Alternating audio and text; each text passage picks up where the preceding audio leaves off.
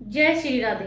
मैं तृप्ति आप सभी का स्वागत करती हूँ तृप्ति के मार्ग में। आज मैं एक ऐसी वीडियो लेकर के आई हूँ जिसमें पेशे से वकील एक व्यक्ति भगवान महाराज के समक्ष जाकर के ये प्रश्न करते हैं, ये सवाल पूछते हैं, महाराज जो हमारे पास केस आते हैं उनकी फाइल हम पढ़ते हैं, हमें पता होता है कि सामने वाला व्यक्ति गलत है, लेकिन फिर भी हमें उन्हें जिताना पड़ता है क्योंकि यही हमारा काम है।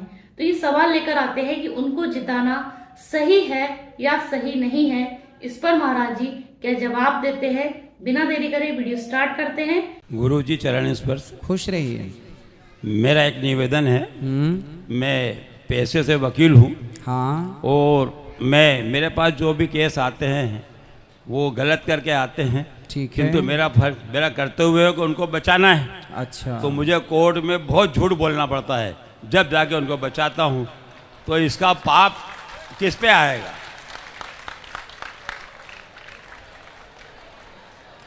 ये बताइए कि आप जब किसी का केस लड़ते हैं तो आपको ये पता होता है कि ये आदमी गलत है या सही है? बिल्कुल बिल्कुल पता लगता है हमको, हम पहचान लेते हैं, जान लेते हैं। हाँ, वैसे आप तो वकील हैं, आप तो समझ जाते हैं थोड़ी सी इंक्वायरी में कि आप सही हैं या आप गलत हैं। बिल्कुल, फाइल पढ़ने में मालूम पड़ जाता है हमको हाँ। कि ये व्यक्ति गलत है कि सही है। किंतु वो हमारे पास आया है। हाँ, तो हमको तो उसको बचाना है। हाँ, आपके पास आया है तो गलत व्यक्ति यदि है हाँ, तो गलत को आप यदि जिता देंगे बिल्कुल, तो वो गलत हो जाएगा। इसलिए जीत हमेशा सत्य की, सही की होनी चाहिए। मैं सही हूं और कोई व्यक्ति गलत है और वो गलत आपके पास आ गया तो आप सोचेंगे ये मेरे पास आया है तो इसे जिताओ। नहीं, कोई बलात्कारी आपके पास आ जाएगा तो क्या आप उसे भी जिता देंगे? यदि आप बिल्कुल बिल्कुल, हमारा पैसा ही है ना यही। हाँ, तो गलत है, करते हुए ये आप हमारे पास जो व्यक्ति आएगा वो किस लिए आएगा? उसकी मदद के लिए कि हम उसको देख सलाह। पर आपको यदि पता है कि ये गलत है ना, वो तो मालूम तो है। यदि गलत है तो फिर गलत को आप मत जिताओ। आप कहो भैया मैं झूठ नहीं बोल सकता, मैं नहीं करता। हम केस नहीं लड़ सकते साहब। तो आप अच्छे लोगों के केस लड़ो। अरे तो कितने ईमानदारी, सत्य को जिताओ। सत्य को जिताएंगे आप तो फिर सत्य जिताएगा आपको। पंडित जी, मेरा यह कहना है कि अच्छे लोगों के तो केस बनते ही नहीं है। केस बनते हैं सिर्फ गरीब। दो लोग हैं केस में, दो लोग होते हैं। एक अपराधी होता है, बिल्कुल, एक जिसके साथ अपराध हुआ वो होता है। हाँ। तो दो में से एक तो सही है। हाँ, एक तो सही है ना। तो अब दो लड़ रहे हैं तो एक तो सही होगा। तो जो सही है आप फाइल पढ़ के समझ लो कि कौन सा सही है। जो सही है उसका केस आप ले लो। भाई तू सही, मैं तुझे जिताऊंगा, और तू गलत है भैया मैं तेरा केस लेते ही नहीं। जो सही रहता है ना उसका केस तो गवर्नमेंट लड़ती है, हम थोड़ी लड़ते हैं।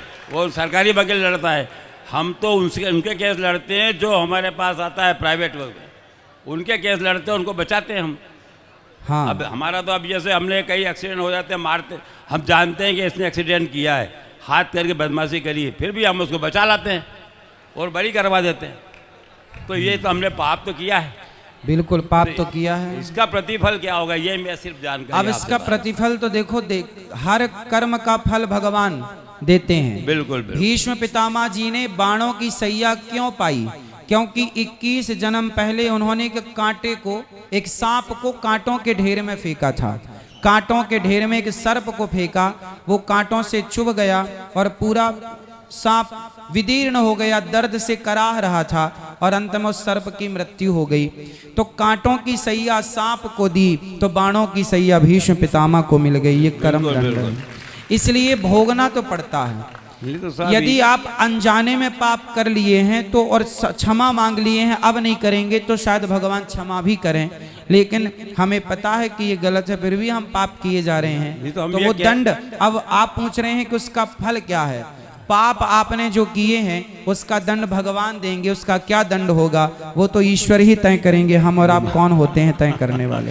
ये तो कहना सही है आपका साहब पंडित जी। मैं ये इसीलिए तो पूछने आया था आपसे। हाँ। मैं एक वकील हूँ इसलिए मैंने आपको जानकारी ली। आपकी अब उम्र, इस उम्र में आप पहुंचे हैं, अब तो मत करो कम से कम गलत।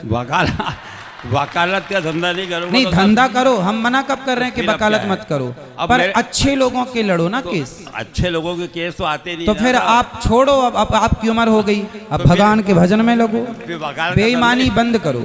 वकील लोग फिर कहाँ जाएंगे? कहाँ जाएंगे? शरण में रहो भगवान की। अरे भूखा सभी कौन मर रहा है भारत में, ये बताओ। वकील तो धंधा है ना साहब, ये तो नहीं। एक प्रकार बिजनेस बना रखा। एक व्यापारी व्यापार करता है, कितना ब्याज लेता है, कितना झूठ बोलता है, कितना बजट क्या क्या करता है, ये किसी आप जानते भी हैं। चाहे व्यापारी हो, डॉक्टर हो, वकील हो, कुछ भी कहीं भी हो, बस हर आदमी को बेईमानी से बचना है, बस कहाँ झूठ बच से रहे हैं बचना साहब? है। ये डॉक्टर लोग कितनी फीस ले रहे हैं, जरा सी बीमारी के लिए कितना फीस ले लेते हैं।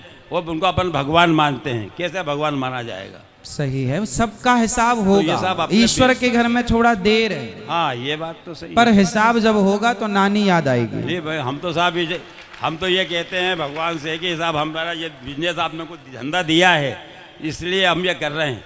बाकी हमारा ऐसा कोई पाप करने की इरादा नहीं है। ठीक तो क्या है। करें, आपने हमको ये धंधा दिया है काम करने के लिए, अब इसमें हमको बचाना तो पड़ेगा। हमारा करते हुए तो नहीं भगवान ने आपको वकील इसलिए बनाया है कि आप अच्छे सच्चे लोगों को जिताएं, सत्य को जिताएं। झूठ को जिताने के लिए भगवान ने आपको वकील नहीं बनाया। जैसा आपने क्या बोला कि भगवान ने हमें ये काम दिया है, तो भगवान ने, अब जैसे मुझे भगवान ने काम दिया है भागवत सुनाने का, तो मैं आपको भागवत सुनाऊं, तो मैं अभी कोई भक्त भैया क्या बोल रहे थे कि उनके बेटा एक गुरु महाराज से जुड़े हैं, जो गुरु महाराज कहते हैं कि मंदिर क्यों जाते हो। कुछ गुरु महाराज ऐसे होते हैं जो मंदिरों से मूर्तियां फेंकवा देते हैं, तो वो लोग उस गुरु पद का दुरुपयोग कर रहे हैं कि नहीं? खुद को भगवान बना रहे हैं, खुद को भगवान मानकर बिठाल दिया कि भाई खुद की पूजा करा रहे हैं, और वो मंदिरों से भगवान को हटवा रहे हैं। तो वो अपने उस गुरु पद का दुरुपयोग कर रहे हैं, तो अब उन्हें दंड मिलेगा। हम उस पद पर बैठे हैं, तो हम उस पद पर बैठकर क्या कर रहे हैं कि भगवान ही सब करता धरता है, हम तो दास हैं। वरना कितने गुरु अपने आप को भगवान साबित करने में लगे हुए हैं, वो खुद ही भगवान बन रहे हैं। तो वो दुरुपयोग है। जैसे आपके कार्य में दुरुपयोग होता है ना चीजों, ऐसे हमारे यहाँ भी दुरुपयोग कुछ लोग करते हैं। तो हम लोगों का यदि ईश्वर ने ये कार्य दिया है, तो इस पद की गरिमा को गलत प्रकार से यूज करने के लिए नहीं, बल्कि समाज का सही मार्गदर्शन करने के लिए हमें भगवान ने इस जगह पर बिठाया, और हम वही काम कर रहे हैं। मैं पंडित जी रोज आरती में जाता हूँ, मंदिर जाता हूँ, भगवान को मानता हूँ, और बहुत धार्मिक आदमी हूँ मैं। हाँ। किंतु मेरा धंधा ये है, तो मैं क्या करूँ? सत्य बोलिए, सत्य की राह पर बिल्कुल चलिए। साहब, अभी मैं मंदिर डेली जाता हूँ, आरती में डेली जाता हूँ, सुबह भी पूजा पाठ सब अच्छा करता हूँ। हम क्या मंदिर करूं, मेरा जाते धंधा यही हैं, है। मंदिर जाते हैं, और मंदिर जाने के बाद आकर गलत काम करते हैं, तो मंदिर जाने का लाभ नहीं है। तो साहब धंधा ही मेरा ये है, तो क्या करूँ मैं? बचा देगा।